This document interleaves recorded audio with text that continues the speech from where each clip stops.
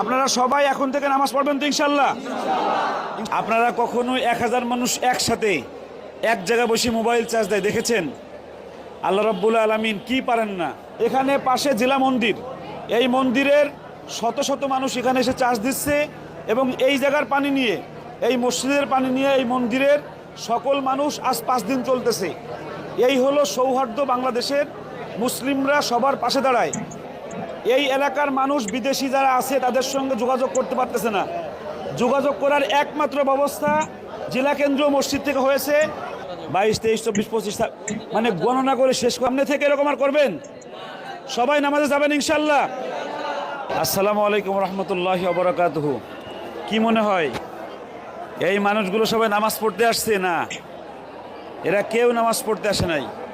এটা মসজিদ, এটা ট্রাং রোড, ফেনী।